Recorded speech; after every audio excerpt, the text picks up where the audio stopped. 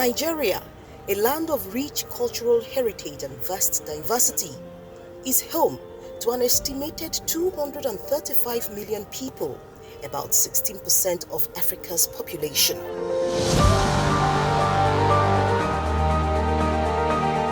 With this size comes the dual blessing of abundant natural and human resources. And on the flip side, the challenges of overstretched infrastructures and services. Among these challenges, the HIV epidemic casts a long shadow. According to UNAIDS, Nigeria has one of the highest burdens of HIV in the world, with an estimated 1.9 million people living with the virus. Women and children are disproportionately affected, accounting for a significant percentage of those living with HIV.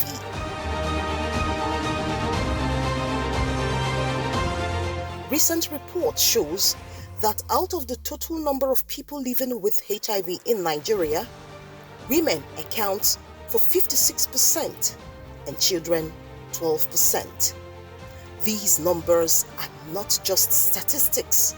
They emphasize the unequal impact of HIV on women, a disparity driven by biological factors exacerbated by gender inequality, limited access to healthcare services, and socio-cultural barriers that hinder women's ability to thrive.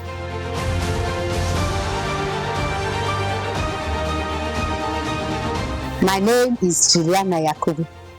I am 56 years, 2003.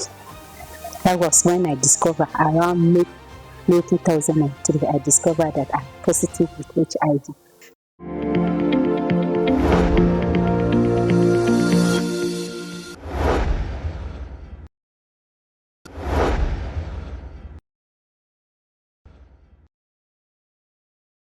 Today on In Depth, we bring you the story of Mrs. Yakubu, a woman living with HIV. Her journey paints a vivid picture of the struggles, challenges, and resilience of countless Nigerian women living with HIV and AIDS. Through her story, we advocate for tailored interventions to support low-income families affected by HIV and to end all forms of inequalities that fuel HIV, including stigma and discrimination.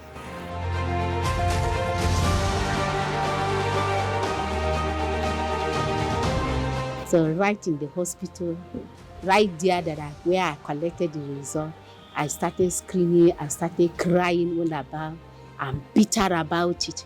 And to the extent that I feel like life is meaningless to me. After I left the hospital, I left with crying, bitterness inside of me. I went straight to see the pastor and I explained to him, this is what has happened to me. The pastor now encouraged him. He has already knew that my husband was positive. Then when he was sick, seriously sick in the year 2021, he himself did not tell me that this is what happened. It was that same pastor visited me at home and let me know that, did I know what is happening to my husband? I said no. He now said that in all things, I should give God the glory with the word of encouragement. And after the encouragement, he now let me know that my husband was positive. Nigerian women face multiple challenges: gender-based violence, economic inequality, education disparity, negative gender social norms and cultural practices, health challenges, and more. However, when she is burdened with living with HIV, the problem worsens. I confronted my husband bitterly, and I look at him as the worst of my enemy in this war. And I insulted him all manner of insult, did all what I can do, and I was not happy. even to the extent that even we are sleeping together in the same room, I don't used to greet you, and nothing concern me with you. So far he was my enemy. So there's nothing, even to eat food, everybody find your own. I find his own, I find my own.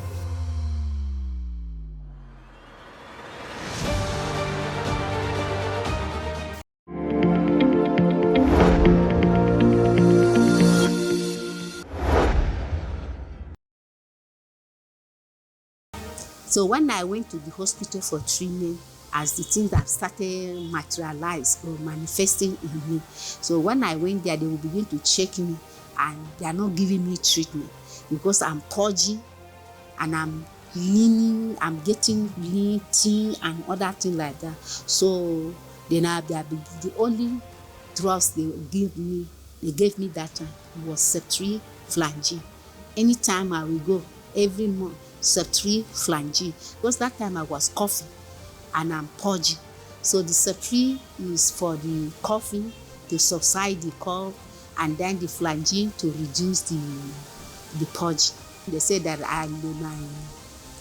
when they have gone through the test, they discovered that my CD4 count or the virus that was in me have not reached to a certain standard or level whereby they will start giving me the drugs, that it reach a certain level whereby number that they will start giving me the drugs. So as they refused to give me the drugs, then the symptoms were getting worse and worse to the extent that I was almost dying. So that even a small child can carry me like a baby. So when the people around me and the neighbor as a church member, they were even tired of taking care of me. By that time, my husband passed away because he died 2007, and then 2008, then the severe virus was really working seriously on me to the other time that he wanted to end up my life. There are several reasons why HIV weighs more heavily on women and girls. First is gender inequality, which diminishes women's ability to negotiate safe sex or insist on the use of condoms. Economic dependency on male partners leaves more women vulnerable. Some negative, deep-rooted cultural practices, such as early marriage and polygamy, increases the risk of exposure to older potentially infected partners. But then again, intimate partner violence and sexual violence are a sad reality for many women, heightening their vulnerability to HIV. If a couple is found to be infected, usually they will just say it's the woman that brought it, that's just it, and the woman will be dying in silence. I've had to counsel a few. So in these 20 years that I've been dealing with or have been programming with women living with AIDS, the challenges are as myriad as the women come. The young people have different challenge. The one about how do they break it to their new dates. They also have some kind of animosity towards their parents, because I don't know why all this. I mean, other people have their normal life. The elderly people have their own. In fact, for the elderly, they don't even know where to start, because there's no focus on elderly special care, and now you have added elderly HIV special care. There are many women that have been abandoned because their HIV and the men just run away. So the women have to now, whether it's catering for children's education, feeding, name it. For instance, when you talk about intimate partner violence, they don't discuss such things. People are afraid. They even speak up. They might confide in friends. Support groups are where you should be able to deal with common issues and find professional help. But I don't see those things coming on. So you have women coping with menopausal syndromes and ailments. All in all, women living with HIV and AIDS. Women especially, because women have multiple issues, have more issues to deal with than the average women on the street. The last but not the least are biological factors, which makes women inherently more susceptible to the virus. These factors unite to create a grim reality for women like Mrs. Yakubu, whose lives are further complicated by societal stigma and discrimination, leaving many isolated and unsupported. When my sister came, then she looked at my condition. She was even crying that that's how am I going to eat my life. So she now called one of our cousin brothers that is living at Kafancha, even presently now, that this is what is going on with me, and I'm almost dying. Then our cousin brother now told her that she should look for the means, carry me from Abuja here to take me to Kafancha. So as we reached to Kafancha, there was weekend on Saturday that day. So the wife now still managed she took me to the hospital. So when I reached the hospital, then we have to see the counselor. We move from one step to another before they were able, with this one we cancel us, before they will push us to another ward. Before we go to another ward, they will be telling me how to maintain my life, how to take good care, live a good hygiene and other things. So at last, that very Saturday, then they now gave me the drugs that I will take for that Saturday and Sunday. Before Monday, that I will go to the hospital and I will see the doctor. And now before Monday, all my legs, my joints are completely weak, that I cannot walk unless I crawl or they will carry me. So that was when we went to the hospital. And reaching to the hospital, I saw so many people of my age, below my age, and below my age in that same condition. And that in fact, they have to carry wheelchair and put me on wheelchair. And it was an emergency. Then they gave us the drugs for 1 week. We had the 1 week, I was still in Kafanchan. We take it after 1 week, we will still go back. So when we went to the 1 week, after taking the drugs for that 1 week, the next week I have to go for X-ray, checking all my body and other things. And to God be the glory, those viruses were there, but they have never affected my lungs and other things like that. So every week we were doing tests. So after I spent like almost 1 month taking the drugs, that in the midnight like that, something was just troubling me, like I'm almost going. So that I know, I think that something just dropped out from my body, that I thought that I'm passing out my womanhood period, without knowing that a thing came out through my anus. When I check, I look at the blood. Then in the midnight again, everybody has slept, like something is coming to take away my life. I started shouting Jesus, calling and calling and calling. That was when my brother and all the people in the compound woke up around midnight, started interceding for me. Organized support groups provide much needed emotional care, education and advocacy. These groups are essential in dismantling the barriers of stigma and discrimination, barriers that have proven deadlier than the virus itself. I now joined the support group because before I started treatment at Kafanchan, in the year 2006, when I shared it with one of my relations, so he now told me that he gets somebody from our side, is an army officer and has passed through that experience. So he now arranged me with that an army officer. He now counseled me and now told me that I should join the support group. So when we joined the support group, I now went there, I saw people that are even more than me, educated than me, richer than me, and other things like that. They are all there.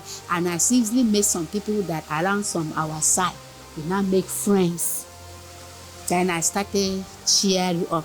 They now was giving us counseling that even though you are positive, there is a way you can live a positive life.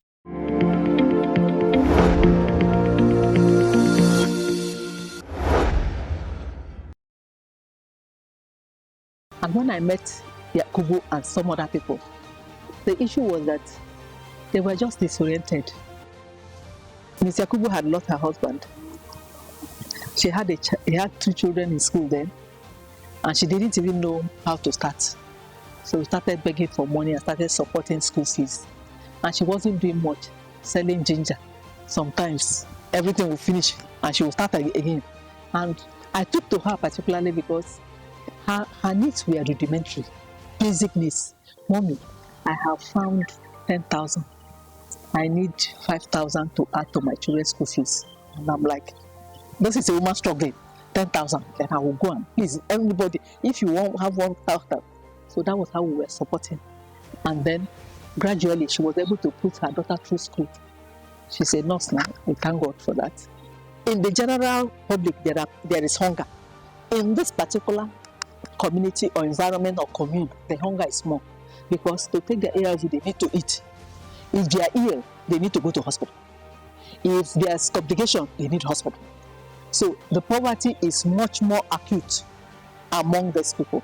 Food is a problem, health is a problem. Miss Yakubu's tale might sound extreme, but there are many Miss Yakubus in the women living with AIDS. Many Miss Yakubus that they wake up and they really don't know what next. They don't know where to go, they don't know where to start.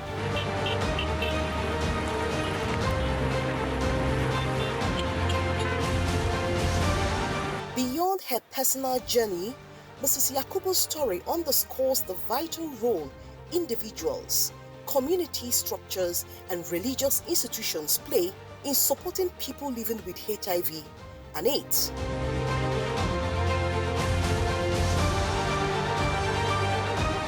Prevention of Mother-to-Child Transmission Services, PMTCT, ensures that pregnant and nursing mothers receive the necessary care and support to prevent HIV transmission to their babies. My children are not positive there because after I discovered, I went for a test. We went to Metama where I discovered that me I'm positive.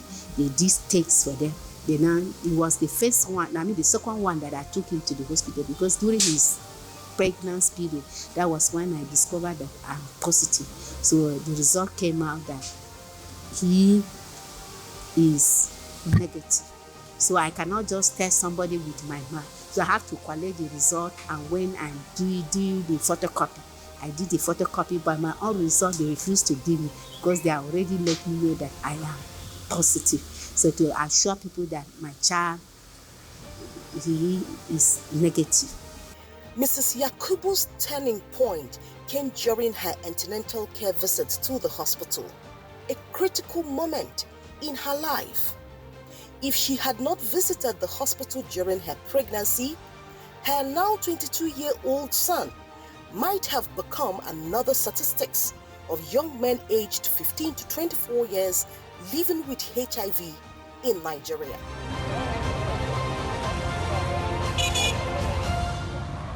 Since 2008, I have been taking my drugs. So then when I feel that I am getting stronger and stronger, then I have to look for transfer from Kafanchan and return back to Abuja. So when I transferred to Wuse General Hospital, then they are giving me the drugs again. Mrs. Yakubu's story is one of courage, resilience, and unwavering hope. It reminds us all that HIV knows no boundaries. Anyone can be affected by the actions and inactions of others. Therefore, the society should empathize with women, girls, and children living with HIV and AIDS, as not all cases of HIV were caused by sexual promiscuity, as often assumed. I can tell you for sure that I've met women who got married as virgins and were infected by their husbands and were not told, and the husbands died and they had all sorts of issues, in-laws and all that, thinking that they were the people that killed. I also have met women, and there's one, because we are not naming names, that is elderly and can't even begin to say how she got infected. But she works in the hospital. So, she could have been infected through whether by disposing of waste, contaminated blood, or we've heard about discordant couples too. There are people who got infected during antenatal. There's one for sure that all she remembers was that she didn't have money to register formally in the hospital, so she used to go to all these Eliza nurses, and she remembers that the woman brought her syringe from the drawer and injected her. So when they started, because they looked right through, how could she have been infected? They could only just finger that incident. So And there are children who are also born with the virus. Who are now even into their teens. Those are the ones that are even having mental issues because they got infected out of no problem of theirs. And they are saying, why were they brought in? Some of them, their parents didn't even know that their parents were infected. If they knew, they probably would have taken the prophylactic ARV. So because it can be anybody, people need to be a bit more, sympathy is not the word, it's apathy. People need to be a bit more conscious and a bit more friendly, a bit more humane.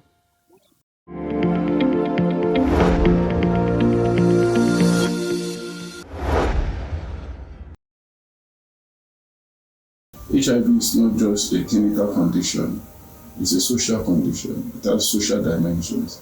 If due to lack of knowledge, you've seen people that say that, okay, so a child has HIV, but children should not play with other children. They should not be in the same class. We've actually had cases like that, where somebody is a child that is living with HIV, and then parents in that school go up and start to shout, no, we don't want this person in our school. That's stigma. Fortunately, Nigeria has an anti-discrimination law. These things are outlawed. These things are against the law.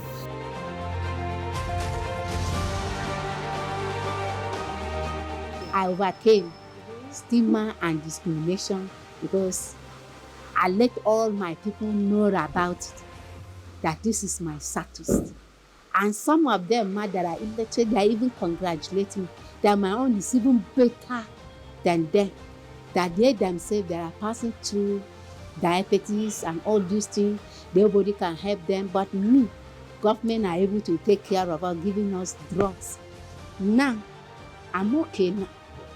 I'm positive and I'm living my positive way, doing my work, seeing my market, and I'm going my way without headache, with nothing.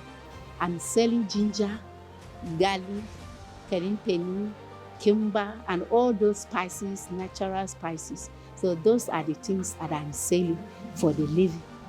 Some people that are in my condition, most especially some of them that are widows like me, I counsel others because I knew a particular woman that she is a widow, but she's a drunkard, and then she's mingled with men anyhow. So I have to counsel her. A part of this virus, passing straight virus on others. Remember this God. God is against living in immorality. As Nigeria transitions to self-reliance in financing HIV interventions, young people who are most at risk are advised to adopt safer behaviors, access available services, and eliminate all forms of harmful behaviors that exposes them to HIV infection. Young people can reduce their risk behavior.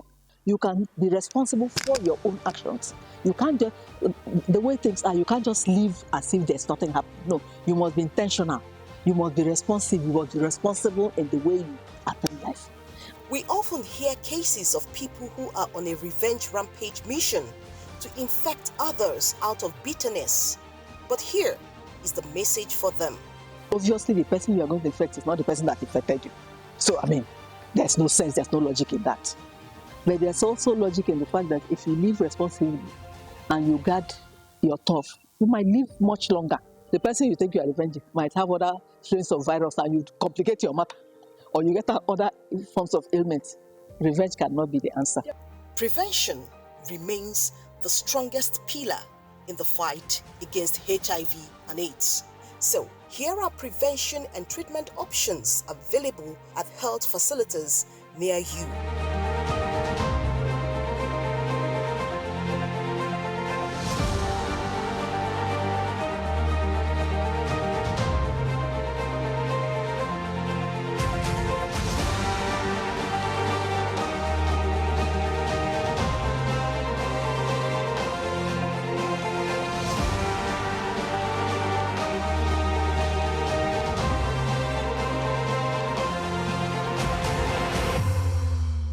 Continuous education and awareness are key to ending stigma and discrimination. There is a need to ensure that everyone understands the importance of prevention available treatment options and services at healthcare facilities near them, including social and psychological support groups for persons living with HIV.